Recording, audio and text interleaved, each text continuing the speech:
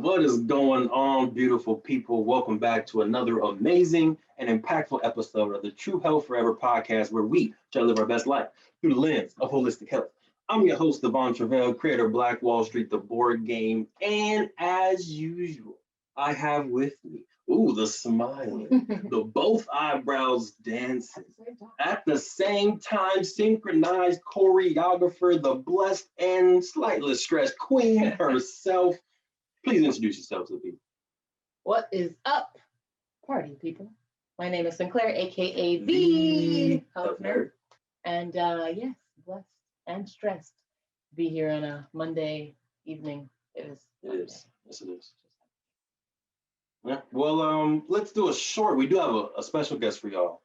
The theme for April, in case y'all didn't know, was financial literacy. Secure the bag, get that money. So get your pen and pad ready. If you're driving, keep driving. Please don't get anything ready. Just attend to, please. But we're going to get into that shortly. But Queen, can you talk to us briefly about your week? We'll do a full deep dive next week when it's just us. But briefly, how was your week? My week was relatively chill last week, right? Yes, ma'am. Okay. Yeah. Last week was relatively chill in comparison to other weeks. Of course, it's all in comparison. Still crazier than the average person's schedule, but in comparison to other weeks, it was relatively chill. Not too much going on. It was pretty productive. Still powering through this health coaching certification program, learning some cool stuff, getting to nerd out. So I'm enjoying that. Nice. Is any highlight you want to talk about in your FDN program? And like anything cool you're like, I didn't know that. Just that. So we've talked about cortisol before, which is a stress hormone. So learning how all of the different like organs and systems in your body connect is pretty cool. So like how your hypothalamus connects to your pituitary axis. I hope I'm still at the beginning of the stages, so if I'm saying any of this wrong, don't shoot me. And that like there's chemical signals that will say like, hey, we're in a stressful situation. It's time to release cortisol. And then there's like your body releases cortisol. It's just really cool to see how intelligent the body is. So your body releases cortisol, and then after it releases cortisol, it also releases DHEA. Don't ask what that stands for. Good. I wasn't. But it's something to basically balance the cortisol and basically like let the body know like everything's okay now. So it's very interesting when you're like running labs and you can tell a lot about the ratios that people have versus their stress levels. It tells a lot about a person. So that's very interesting. Let's keep on learning, keep on sharing. I appreciate you. Usually you do a little deep dive at Devon, did you know? I was like, oh goodness, here we go. Here's the session. My week briefly, last week, I'm gonna be honest with y'all. Last week I did a little experiment. I binge watched TV during the day. Yeah, and let me tell you, I didn't like how it made me feel, to be honest with you. I didn't like it. I thought I would like it because I was stressed last week. So I was like, you know what? Let's watch TV. That would be better. And I feel like it didn't help the stress at all. And I think because I watched Billions and, the star, maybe we can talk about our guest today, Billions, and if she likes it or not. But it's an interesting TV show about investing, stock market manipulation, but it's also a little bit stressful and high intensity too. So maybe that impacted it. Like you're taking it on more. Yeah, a little bit. Long story short, I didn't like how it made me feel. So this week I'm listening to like classical music and jazz and just regular stuff. Last week we also had Financial IQ. Maquiba Massey came on and talked about how to secure the bag and her personal kind of journey in personal finance and financial literacy. So that was really cool. IMI doing its thing. And last but not least, if you can't tell, we got these Masterpiece shirts on right now. Masterpiece edition is in production, in the works. It will be coming in June, July. Masterpiece edition of Black Wall Street, the board game. It is technically the third edition, but call it Masterpiece because it is. A masterpiece, y'all. It's fire. But the shirts are available on our website, playblackwallstreet.com. You can go ahead and get your shirts now, or wait a little bit and maybe we'll give a special deal with the shirts with the board game. But you were talking about stress, and I feel like people stress a lot about finances. Like the number one stressor, number one cause of divorce. So money matters, and I love the mission statement of what She Building Her, which is our guest today, talks about. And what they're trying to do is heal the relationship that women have with money. And I feel like, right, you don't talk about that before, like healing a relationship with money. I was like, that sounds dope. I feel like people don't always realize that their relationship with money is unhealthy or broken Right. or whatever it is, which I'm sure we'll get into more of that. But Yep. So shout out to Networks. I believe it was Josh and Caleb, Mrs. Lewis's mom, who connected us with She Building Her. First of all, she'd be connecting us with all types of people. I think she connected us with Whitney too. Yeah. But we're about to get into the episode.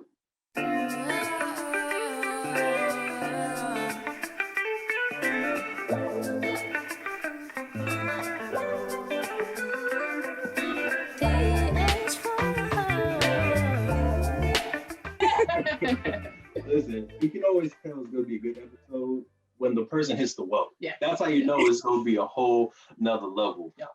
But, we did a short intro. Here we go. Every time you say that, I hear another A level. whole nother level. All right. But Star, we did a short introduction, but if you don't mind, can you please introduce yourself and the company you are repping? Absolutely. Excited to be here. My name is Star Melancon. I'm the founder of She Building Her, and we are a financial consulting agency. And so we help women create like easy to implement plans to meet their financial goals. And so that includes like long-term stock market investing, budgeting, saving, retirement planning, that kind of stuff. Love it. I really love your mission statement and what it's about. Can you explain a little bit, kind of what we were talking about before about the, what made you come up with the, the mission of healing the relationship with money? And then two-part question, what made you also want to do it specifically for women?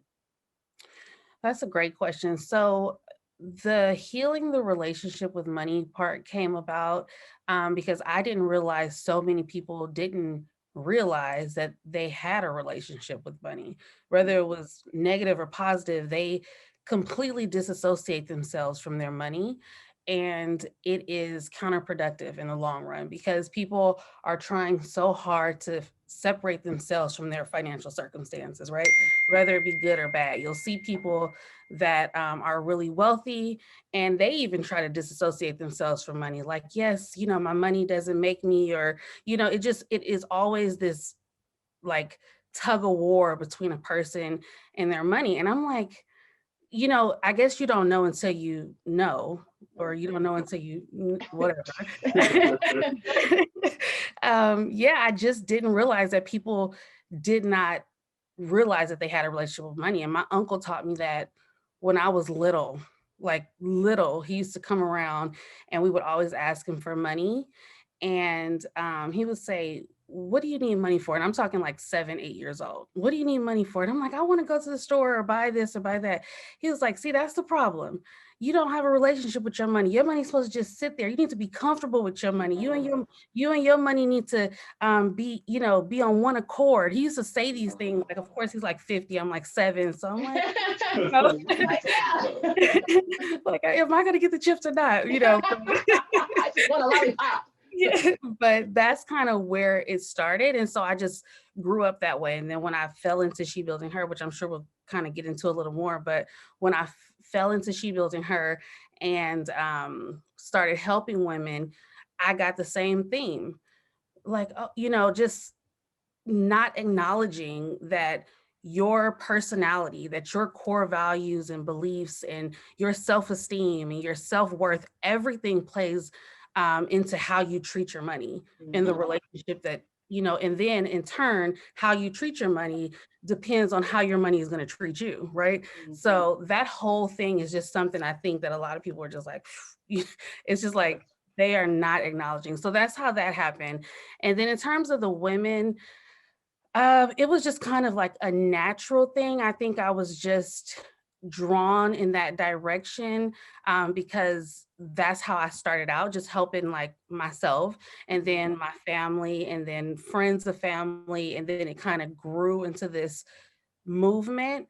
And I find that a lot of times women speak the same love language. And so it's easy for me to communicate and, for us to build that really deep connection, that trusting connection so that we can move forward. So it just flows a little bit better. Love that. Nice. And, randomly, I see on your background, you got that crisp blue Right. $100 bill. Like, oh, there it is right there. Does that do anything for your vision, for just reminding yourself of your personal relationship with money? Like, what is the importance of having visual reminders in places? Everything. And it actually brings me back to what you said at the beginning of this episode when you were talking about binge watching and it didn't make it didn't make you feel good because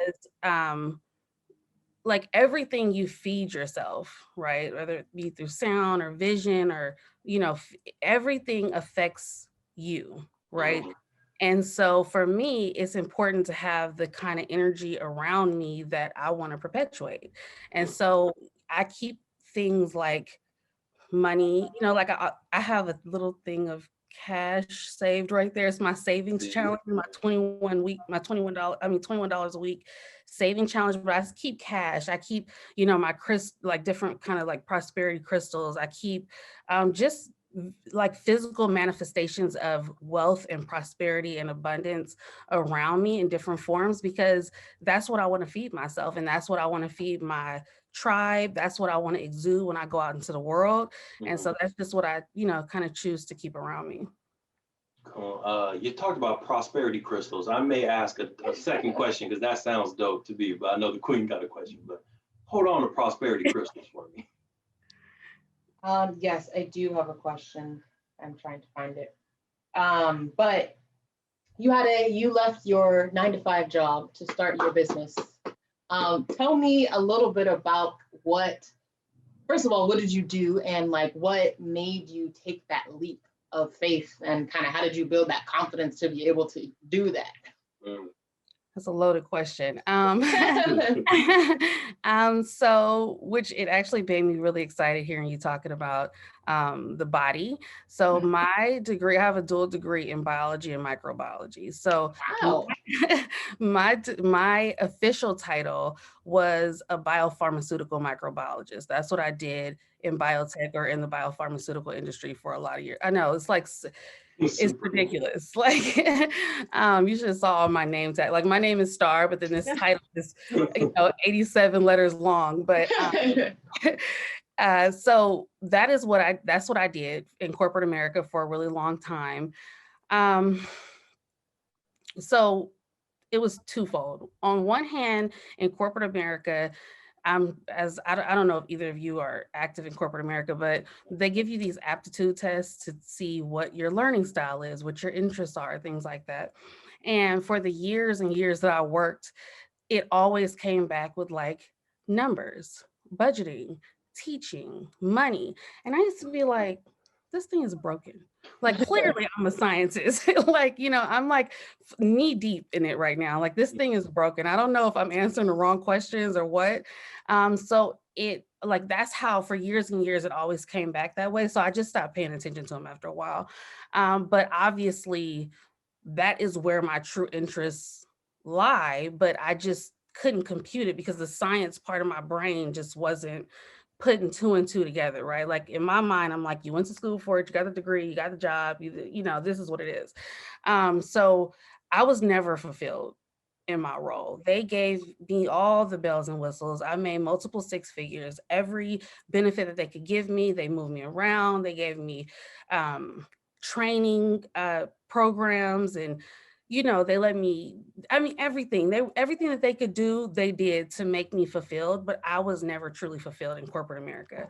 And then, and this is going to take a little bit of a turn, and then I experienced a lot of loss. So I have two sons, and in between one of them is 9, one of them is 2, but in between there, I actually had 2 stillborn girls. And I was in corporate America at that time. And it took so much out of me. Like, I feel like between that and what was going on in terms of like Black Lives Matter and being in this very white environment, between those two, the combination of both of those, it gutted me. Every day it was horrible. Not because the people were horrible. I love my colleagues, but the experience was horrible. And after a while, you just start thinking, like, it kind of scars a woman in a way, a psychological way, when you go through that kind of trauma, and you really start thinking for yourself. Life is short. What is it that'll make you happy? What is it that you actually want? And that kind of thing started perpetuating. And then eventually it was like, it was not even an option anymore. It built up to the point where I was on I was commuting one day, and I wrote a whole plan out in the back of my planner, and I came home and showed my husband. I was like, babe, this is my escape plan. I am leaving, and he was like, let's do it, because he also knew where I was at.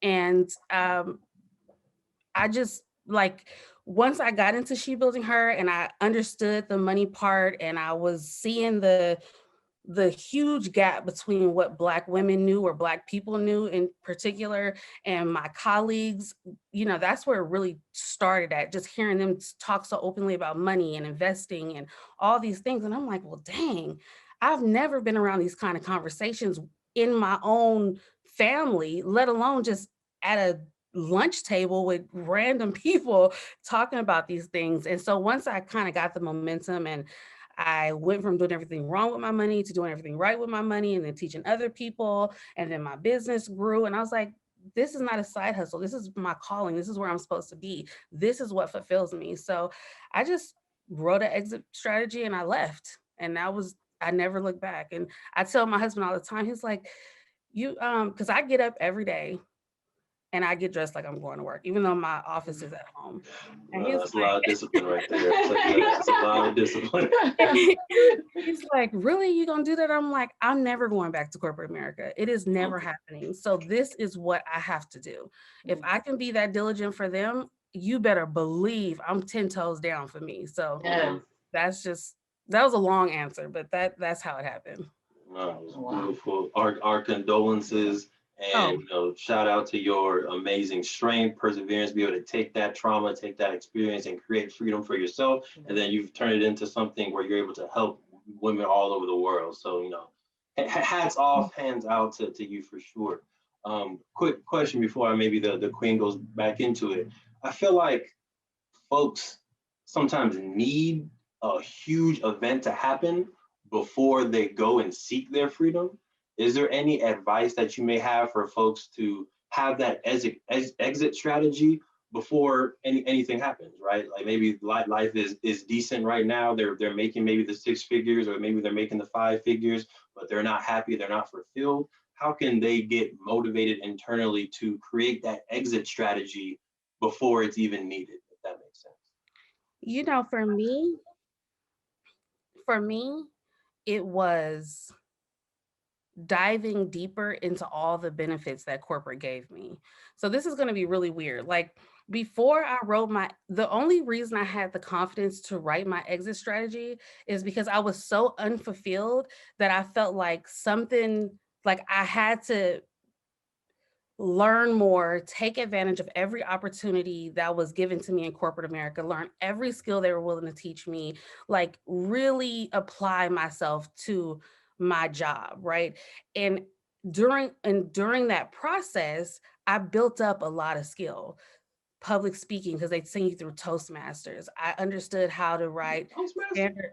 Oh yeah, they send you through these programs to teach you how to write standard operating procedures, how to, they just teach you so much in corporate America if you're willing to learn it. And so the only reason I had the confidence to write that exit strategy is because I realized that in my pursuit of fulfillment in corporate, I had built up this whole side of Star that I didn't really realize was available to me, So for me, I would say, just like, if you are in corporate and you feel like you might want to exit, while you're there, take full advantage. Do everything. And I tell people, I don't care if it's, like, if you're working at McDonald's is a multi-billion-dollar corporation. Take everything that you can. Pay attention to how they run their systems, what systems they're using. When I left corporate America, the first thing I started investing in is all the systems and all the PPE and all the laboratory equipment that I used when I was in corporate America. That was the first stock market investments I made, because I knew that large corporations were using these because I was in the corporation using them. So it's just like little things like that, like heed everything. And once you do that and you're still not fulfilled, you will have the confidence to write your exit strategy, right? But don't just like, oh, I don't feel like doing this anymore, because as quickly as you give up on that corporate position, as quickly you'll give up on yourself. So go all in, so like, okay, I got this, and then you can transition. Nice. And I used to work for Mr. Ronald McDonald back in the day, and I definitely picked up some soft skills, some customer service skills, the language skills, or habla español también. So it was a definitely good experience. So yeah, I like that point. And then we're about to transition to the Queen, but one of our secondary themes for the year is Free the Queen. Yes, it is. Where we are actively working on the Queen's exit strategy. So we're definitely going to ask you even more deeper diver questions as we help to free the Queen. That way we do it successfully, as you have. Yes. And you touched on a little bit, you mentioned, all of the skills and knowledge that you gained from your 9 to 5. What would you say are the kind of the top skills that you took? You mentioned like public speaking and writing SOPs. What would you say like the top 3 or couple, skills that you took from your 9 to 5 that you still use with She Building Her? I think the top one is definitely discipline, right? So I go to work at a specific time every day. I get off, I schedule my off days, I schedule my holidays, I schedule everything in terms of I'm working as diligently and as strategically for my business as I have ever for any corporate position I was in. And so I would say discipline is definitely the number one thing that I took. And then the second one would actually have to be learning how to write operating procedures. That is a big deal as an entrepreneur, because you are hustling every day. And if you don't really get some strategy behind you, you will just hustle yourself to the bones and you'll fall apart. It'll burn you out like that. So really understanding how to write an operating procedure. So it was something like, even when I'm not at my best, even when I haven't had my coffee, even when my kids are me out, I have a guide. This is what you're supposed to be doing. Boom. And this is how you do it. Boom, boom, boom, boom, boom. So I don't get distracted with the phone, with social media, with this, with that. I'm like, okay, Star, like, you wrote this SOP, but you about to pull this SOP up on your screen so you can follow it today, because you're just not all the way there. So the discipline, understanding how to create an operating procedure. And then I think the other one would be something like interpersonal communication, how to communicate with people effectively. So another thing as an entrepreneur is, like, it's hard to set boundaries, especially when you are in a position where you are like selling your thoughts and your expertise, and you need people to pay you for it. You kind of get into this weird, you could get into this weird flow of like almost doing anything for your client or your customer, because you want them to be satisfied, you want them to pay you, you want more customers, all these things. So understanding how to set boundaries and communicate effectively and efficiently in a way that benefits you and the client is something that you do a lot in corporate America, especially when you're working with supervisors and supervisors and colleagues or ordering or, vendors, just all of it, you have to have that little softness, but effectiveness. And so that was probably the top three things like that have helped me kind of structure my business. Nice. I like that last part you were talking about, as far as like drawing the line, right, for what you offer. And Brandon Williams talks about it as like your menu, right? As an artist, as an entrepreneur, what is on your menu? And when you go in and out, you can't order enchiladas, right? You can't. It's not on their menu. And as an entrepreneur, I think we're like, oh, well, we can make you enchiladas, we can make you burgers, we can make you pancakes, but it's like, no, no, no, no, no. What is on your menu? And if someone comes to you and they say, hey, I want enchiladas, be like, you know what? Sorry, all we have is double doubles. We can give you animal style, we can give you veggie style. But if you want an enchilada, you can go down the street, But if you want hamburgers, we're happy to get you. And I think I'm definitely in the people pleasing mode where they're like, oh, we want to learn about fashion. I'm like, all right, cool. Let me do something about fashion real quick, just so I can help you out. But I personally need to definitely get better at saying like, nope, this is our menu. This is what we offer. If you want something else, I can try to connect you with, maybe Markel if you want to learn. Nope, stop it right there. No, Stop it right there. I don't offer that. Period. Because I got into that. I can connect you with this person or this person or this person. And then you're spending, I don't know, 3 hours, 2 hours a day in your DM. And then you're trying to make sure that the person you're referring them to is actually good at doing it. No. And a perfect example is earlier this year when that whole GameStop, BlackBerry, AMC, I teach long-term buy and hold investing. I don't do trading. Everybody wanted me to teach them I can teach you how to understand what's going on, but that doesn't mean I'm going to teach you how to go in there and trade your life savings away in GameStop or AMC or BlackBerry. And it was to the point where even one of my business mentors was like, you sure you don't want to do a class on it? No, I don't, because that's not what I stand behind. And yeah, sure, I'm sure I could collect a few $1,000s from these people who are desperate to understand what's going on. But because I don't believe in the core of trading, I'm not doing it. Even though I understand it and I know it, I'll get on live and tell you what's going on. But I'm not about to teach a class to teach you how to do something I fundamentally don't believe in. So that was that's a perfect way to say it, on my menu. Trading is not on my menu. And I had to really be like, Lord, give me strength, because I don't want to get out here and teach it. I don't want to be known for that. Oh, there it is. Thank you. Sinclair, remind me at the end, maybe not tonight because we have another meeting later on tonight, but sometime this week, we need to create our menu. And if it's not on the menu, it doesn't get ordered. It doesn't even attempt to get ordered. All right, let's do that. Appreciate you. One more thing that I found interesting that I think would be helpful for others, and that I'm personally be like, we can use that. Standard operating agreements or procedures.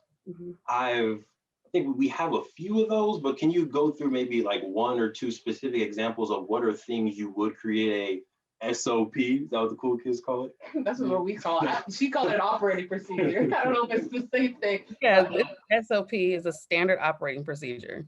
Can you give maybe like two examples of things that you would create an SOP for? So one of them would be like an intake call. How the cadence of your intake call, so you basically start off with like, what is the whole point of this process that I'm doing, whatever it is, right? So if it's an intake call, why am I doing intake calls? I'm doing intake calls because I believe that when I speak to people on the phone, like for instance, I do my pick my brain sessions on Zoom, where a lot of people do it on the phone. I know that when people can see my face and my expressions and my energy, they usually convert to clients.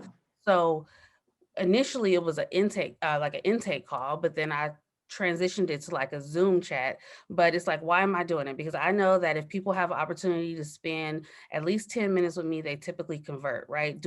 Is it paid or unpaid? Okay, I know that when it's unpaid, 45% of the people who register do not show up. But when it's paid and it's at least priced at $99, 99% of the people show up. So I'm going to be paid at $99. What's going to happen in the beginning? I'm going to send them a questionnaire about what it is they're trying to get, what are their expectations out of this call, right? So that I can know going in where they want us to focus our 45 minutes. And then I'll say, okay, so in there, I'm going to ask them how did they hear about me? How long have they been, vetting me, so to speak, so I can know approximately how long it takes for people to see me for the first time, to send money to my account for the first time. What is, my timeline. So how long, how'd you come across me? What platform? How long has it been? And then I will ask them, a few other questions. And at the end of it, I know that I'm going to send them a follow-up. I'm going to send them a recording that's available for 7 days if they want to go back and look at it. And I know that I'm going to put a CTA in there. And I know that I don't offer discount codes, because discount codes discounts my expertise. I know that when I offer discount codes, people don't like discounted financial advice. Okay. So I know that I don't do that. So that will be an SOP for an intake call. This, this part, why I'm doing it, what exactly I'm going to do, is it going to be this or that? What's going to be the follow-up? And then how can I measure it? That'll be the SOP. And then you can do it for an intake call. I do it for my private investment groups. I do it for my my membership. I do it for everything. I do it for my email sequences. I do it for hiring. I have a standard operating procedure for hiring virtual assistants or like bookkeepers and accountants. I have an SOP for everything.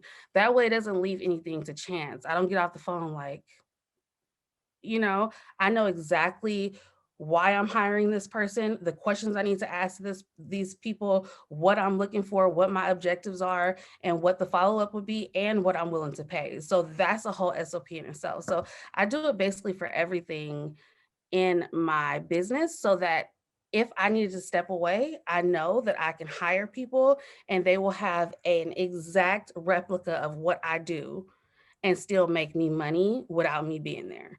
And that's basically how it goes. Have you read the E-Myth? Mm-mm. So it's interesting because the E-Myth, and I think E stands for entrepreneurship myth, where it's like, as an entrepreneur, you think you need to be doing everything yourself. And there's like 4 chapters in that book that talk very specifically exactly about what you do. It says you need to create a training manual for everything that you do in your job, from emails, social media posts, to intake calls, to master calls. Like, you need to create a training manual. That way you can hire someone and you can be asleep, you can be on vacation, you can be in Bali, you can be in Maldives, and they have this training manual or SOPs to follow as you're gone.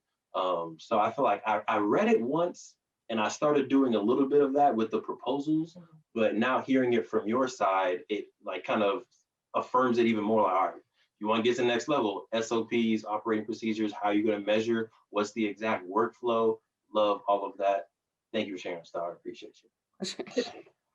All right, switching over now. Yeah. To she building her. First off, what part of California are you repping? Because I know the part that you're from, that they're very proud parts. What part of California are you repping? I know you're virtual now, but yeah, can you just rep your city? Well, I'm from Oakland, California. You So see how the whole demeanor changed as soon as well, I'm from Oakland. I'm from Oakland, but a lot of times, so I went to school in Louisiana. So a lot of times I'll just say I'm from the Bay Area. When I'm talking to people who are not from Northern California, I'll say I'm from the Bay Area.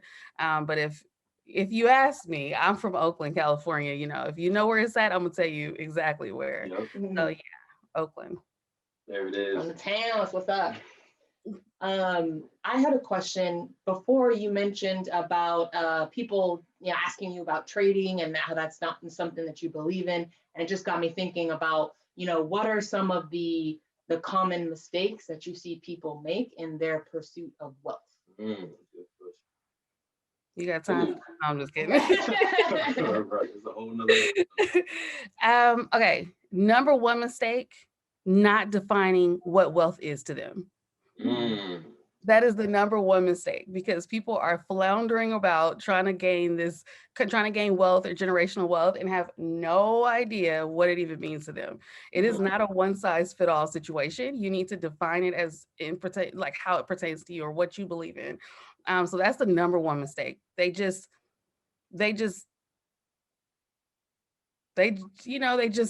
go after something, and you're working towards nothing really, because you don't have a goal in mind. Right. So that's going to be the number one mistake. And I guess the number two mistake would be, I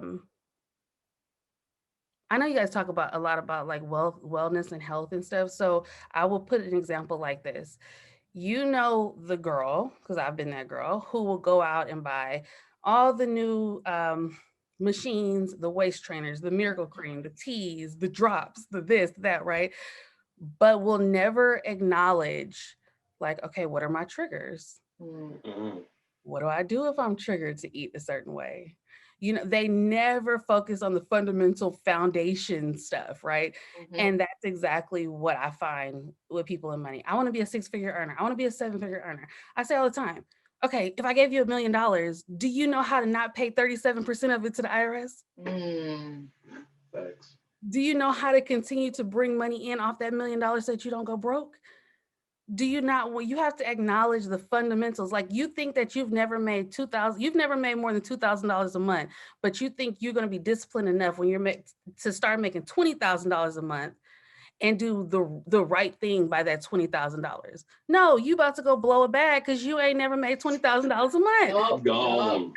You know, so it's just like I understand everybody want to get rich, and I get it, right? But like, while you're not rich, let's focus on the healing the relationship with money, the mindset, that stuff. Like, let's see if you can manage $10,000 so that you can manage 100 or 1 million or 1 billion or wherever you're going. Yeah. Like, it's just like that kind of stuff. Just like that little, like, they don't define it. They don't check their foundation, their mindset stuff. You know what I mean? And then the other thing is they just jump on a bandwagon. Right? Like, I tell people all the time, like, you jumping on a bandwagon, you see so much in the media, on social media, your friend is telling you this, your cousin is telling you this. It's so much going on.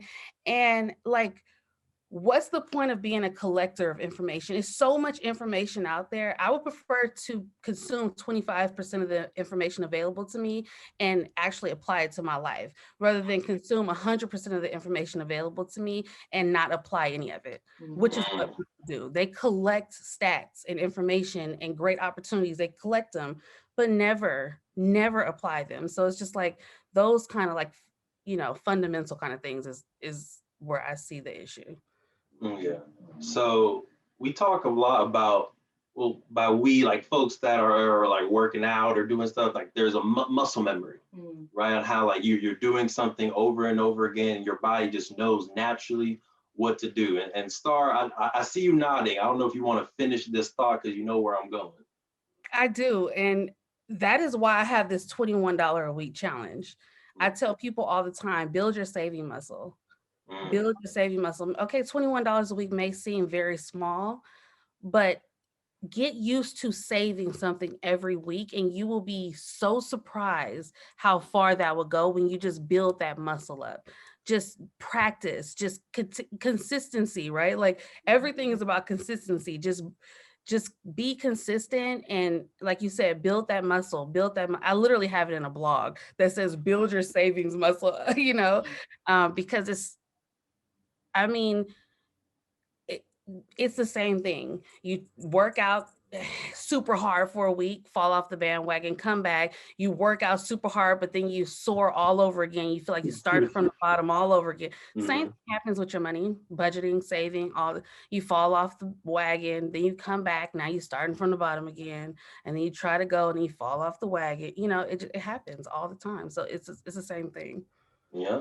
And, even taking it one step further, money memory. Like, I think once your account, at least us personally, I think our account reached a certain level, and once it reaches that level, it's hard for for you to see it go below and feel like that's normal. You know, and that number may be different for everybody. It may be $100, maybe $5, maybe $10,000, depending on where you're at. But it's like, oh, if it's below what's normal, it makes me want to start sweating a little bit. What's happening? Oh, like we opened up a different account the other day, and I logged in, and that new account was the first one and had a number that I wasn't used to seeing. I was like, oh, what the heck? What happened? Oh, I was like, oh, I got to scroll. Okay, we still good. Okay, I was like, oh no, Sinclair, what happened? Right. But the opposite side of that is, I think folks, like when you get a huge influx of money, right? So if you're used to it being at $100 and out of nowhere you get your STEMI comes in, you got the extra 1,400, or you get blessed with someone you know, donating some money to your funds and it got $10,000 in there. It's like, oh, I need to spend it to get back to where I'm normal, get back to my money memory. Set point. Right, it's my set point. So I feel like that's interesting as well. But I know on your, and again, if you're just joining us, we got Star here from She Building Her. You can go to shebuildingher.com or follow at on Instagram, She Building Her _CA California. And in case you missed it, she is repping Oakland, California. Oh yeah, we in this thing. But on your website, you have like set strategies and plans that are available for folks to be able to follow to heal their relationship with money. Is there maybe a top 2 favorite or most popular strategies or plans that are offered on your website that you want to share with folks? In terms of specifically the money mindset stuff? Yes, ma'am. Or it could even be investment plans, exit strategies, just kind of like your either favorite or most popular ways of creating that healthy relationship with money. That's a good question. Let me think. You know, Oh, we got her thinking, y'all. I know. That's good. That's good. Right there. You know, I'm working my way backward. Like I told you in the beginning, the less is more kind of thing. So I'm offering fewer and fewer services, trying to really, really, really rein it in. So I guess, you know, I guess my favorite one would be my investment report. And the reason being is because that is my okay, I'm super interested in investing and everyone should be too, because it makes you so much money, but I also need to meet people where they are kind of thing. So my investment report is literally like, look, I'm gonna give you bite-sized information in each report, and then I'm gonna just tell you straight up what you need to go buy, because I ain't got time to be poor in the long run because you're trying to overanalyze every bit of information that's coming at you. Like, no, you go buy this first and then analyze the information. And if you think it's wrong, then sell it. But you go buy this, you know. So my investment report is called the STAR method. I think that's like one of my little pride and joys in terms of meeting my people where they are, because some people just need to be told, go do it. This is what you're doing, A, B, C. And it's like, in the meantime, whatever else you want to do, fine. But I know that I did my part to make sure that your ass got some money in retirement. You got some money to buy some property. You got some assets behind you. You know, you got some stuff going on. And that's maybe that's as much as I can do. You may not want to learn anything, but at least you're gonna have something behind you, you know. So that's probably my little baby. So if you don't do nothing else after this, and there's been tons of nuggets already dropped, but if you don't do nothing else, go to the website and get the STAR method so you can get the investment report. And can you let us know, is that going to be a free thing? Is that going to be a monthly subscription? Yep, it's a subscription and it goes out. I mean, it's a subscription and it's paid every 6 months, but you get a report every other month. So it's bi-monthly. You get a report to make sure you're on track and you're buying current stuff that you need to buy and blah, blah, blah. So yeah. Perfect. Love it. So we talked briefly about, you know, you made the connection of, you know, building your savings muscle, and, you know, how that connects to like physically building new muscles. We talked about that. Diving a little bit more into the connection of like health and wealth. What do you, in your opinion, like how are those two connected? If you think they're connected. So for sure, for sure, this goes back to the whole like stop trying to disassociate yourself from your money. Mm. Because I don't know about you, but for me, like especially back in the day, I would get physically sick when I was stressed out about money. Oh yeah. Yep. Like when I felt like I wasn't gonna make something happen, or I would get almost irrational and sad and depressed. It contributed to depression. I was sad when I was in college and I couldn't make it work. It would affect my school, my grades. I would want to skip class because I'm sad. I'm watching TV.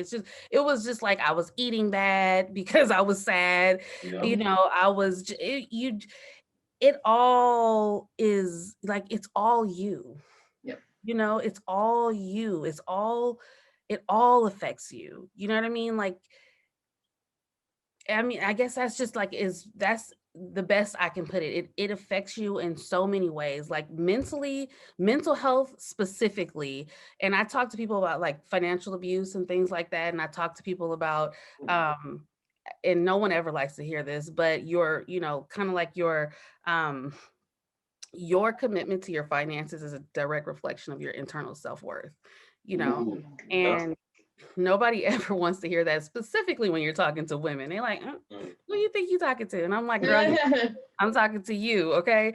Right. And it's just like, it is one of those things. Like, it all plays into a fact. It all plays into each other. Like, you have to just be at your healthiest, and financial stability is a form of self-care. So it all, Yep. And I think that exactly what you're saying is why we started this our True Health Forever, and why we launched it with the 4 pillars we did, with one of them being economic health, because we realized that is such a big part of everyone's holistic like health. Like your money situation is usually tied to how you're doing in life.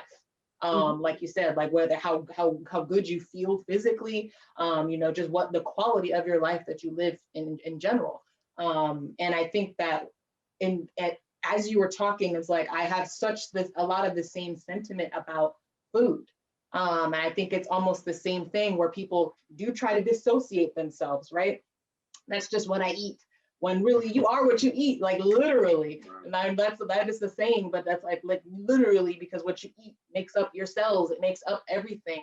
And so I feel like it's the same thing, and like people don't want to hear that. But if you are eating nothing but garbage, that is a reflection of how you feel about yourself.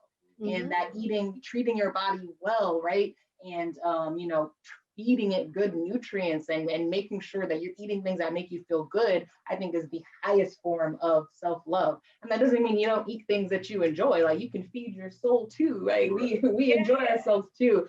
But like, right, most of the time, you should be feeding yourself, nourishing meals, things that make your body feel good. So I completely like understand your sentiment. I think there's a lot of comparisons between how people feel about money, how people feel about food. Some people don't want to talk about either one of them. That's just something that they just want to kind of keep to themselves. So I think and what's really interesting is I actually did I don't know what I was doing, actually, maybe a live or something. And I was telling people how I don't look at my investment accounts every day, right? Because like, I don't know if you've ever experienced a person who was on drugs, and how when they're high, they're all nice and friendly. And then when they're not, they're all angry and mean, and they're just like a person. And I tell people all the time, I don't like losing money, right? But I understand as a long-term investor that my account is going to experience ebbs and flows, ups and downs, ups and I downs. was connected with that. I saw it coming. So I don't look at it every day, because as much as I'm like, hallelujah, thank you, Jesus, when everything is green, I don't want to fall out on the floor and have an attitude all day with my kids and my husband because I didn't logged in and lost $30,000.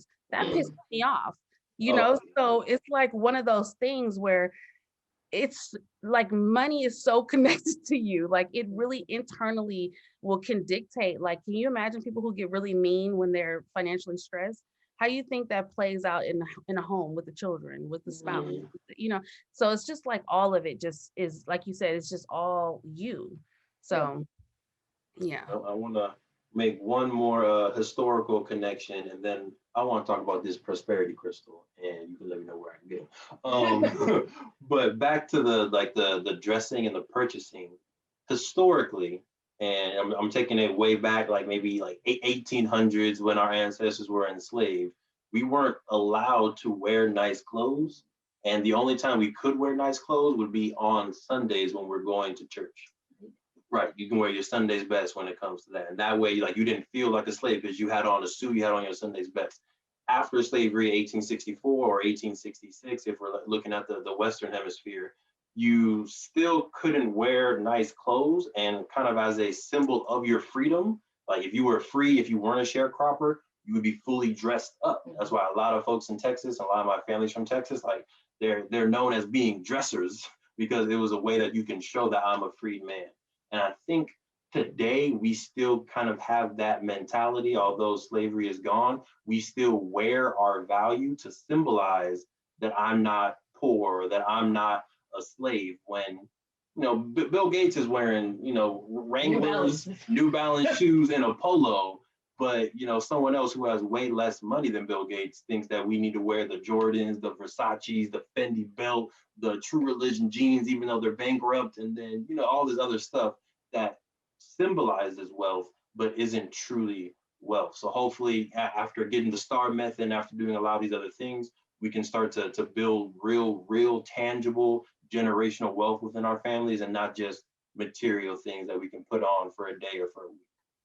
That was amazing right there. That was a jewel right there. I had never made that correlation. I've never heard anyone tell me that before. Like I've never heard that perspective, or not even perspective, it's like a fact, but I've never known where the term Sunday's best came from. That was okay. Thank you for that. Come on back anytime. This is what we talk about. But speaking of gems, this prosperity crystal.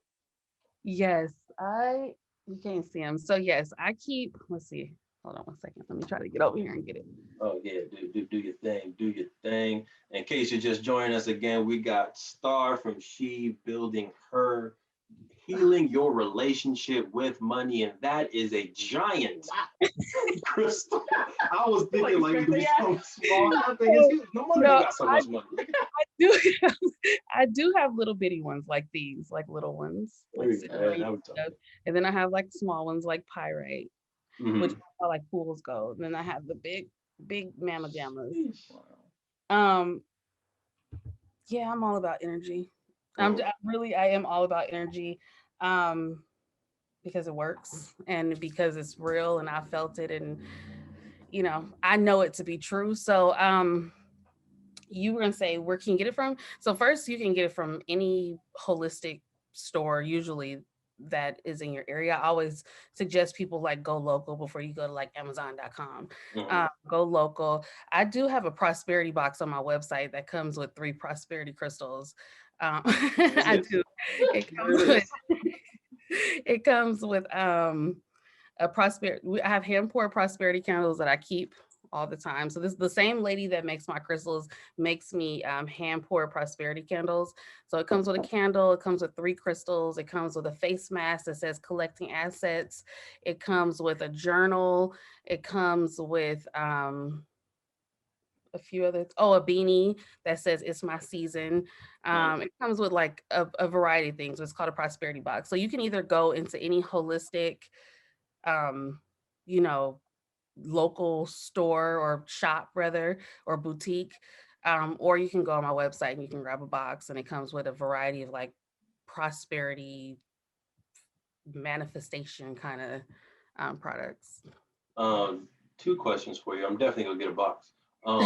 Are prosperity crystals, like, does it have to be a certain crystal, or is it more so the intention and the energy that you put into it? For example, like we had an episode a while ago where we talked about our dream elixir. and we use kind of hermetic principles and putting just a whole bunch of ingredients together, but then speaking the intention into the water, speaking the intention into elixir, and then putting a certain label on it as well. Is the crystal the same, or is like, no, you get pyrite, it's prosperity no matter what? Yeah. So some of them are straight up prosperity. Like they are known for abundance, manifesting wealth, or prosperity, or like some of them are also known for like opening up your creativity that will bring forth prosperous activities. Yes.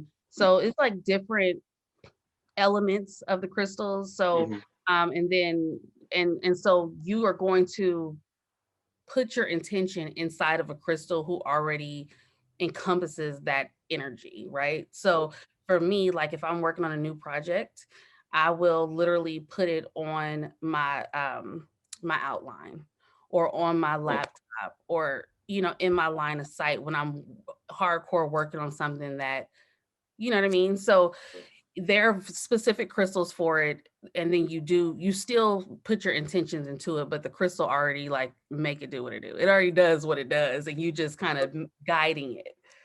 Loved it. That little extra push. Okay, prosperity box. Queen, maybe final question for our guest. What you got for us? What is Uh-oh. one actionable good first step that somebody can do today if they're like, you know what? I love what she said. What's something that they can do? They can go do like right now that can help them in their journey, right? A good first step for someone like putting their toe in, like, okay, how can I assess my relationship with money, or how can I, start building more towards my pursuit of wealth? What's a good first step you think that someone can do? Man, I wish y'all gonna make me put. I do have a free course that I just haven't loaded to my website yet. That walks you through like 5 weeks of. So the number one thing that people should always do is just find out where you currently stand. Mm. Everybody wants to run from the envelopes that come in the mail and think if they don't open it, it'll go away. It's not going away. Okay.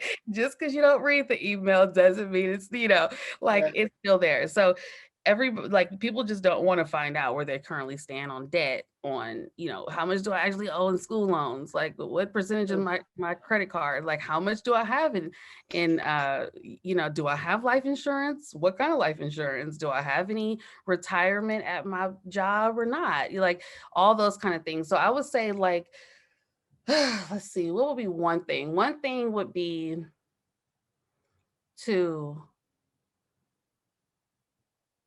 probably, that's a good question. I think I guess the first thing like real actionable would be to go to Google zero-based budget and create one. Like there's a million quadrillion templates on there. Create a budget. No one likes to budget. Everybody thinks like if you got to budget things you broke, but the word budget did not originate from people who did not have money. It originated from people who have money and wanted to continue to have money. So they need to understand how to allot their money. So create a zero-based budget. And then from there, write down some like short-term and long-term financial goals, and then try to align your budget with your goals, right? That's the basis of it. I wish we had more time to get into like some of the real actionable, like investing kind of first steps or budgeting first steps. But I guess if I had to just put something like high level out there, is just Google zero-based budget, fill it out, and then the second part would be to write down some financial goals and align your financial goals with your budget. What it sounds like is that we have to have you on again. I think so. Facts. I think so. Because I love this because people never bring me on to learn about me. They always just want to learn about the money stuff. So I appreciate this. This is my first time doing anything like this, but I would love to come back and talk hardcore money and strategies with you anytime. Yes. Here it is. Absolutely. We're people over here. So yeah, we definitely gonna have you come back a second time. But y'all got a lot of actionable steps. Well, all right, Devon, you have a lot of actionable steps. Buy a prosperity box, set your standard operating procedures for at least two actions. I would say like find two things that you can just really standardize out. And then there was one more really good nugget that you had. And, oh, it was define what wealth is for you, right? Like, what is that end goal? What does wealth mean, and what are you actually striving for? I love all of those. I'm going to rewatch this probably a few times and get those notes down, because this is a lot of good action items here. Mm-hmm. All right, Queen, anything else before we go ahead and wrap it up? Doing good? Okay. Ms. Star, one more time, you can please let folks know where to find you, social media, website where they can get their STAR method and all that good stuff. Absolutely. So again, my name is Star Melancon. So my company is She Building Her. You can reach me at the website, shebuildingher.com.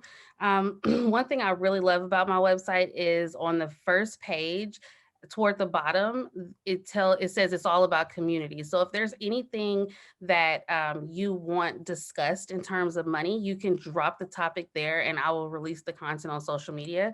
And so you can follow me on Instagram at shebuildingher_CA. And then on all other platforms like Pinterest, Twitter, Facebook, YouTube, I'm just She Building Her. Branding 101, consistency. Love to see it. All right, beautiful people. Thank you again for joining us for another amazing, wealthy, and impactful episode of the True Health Forever podcast, where we tell our best life through the lens of holistic health. I'm your host, Devon Truvel, creator of Black Wall Street, the board game. I'm Sinclair, aka the Health Nerd. We hope y'all stay healthy. We hope y'all stay mentally wealthy. And of course, we hope y'all stay true.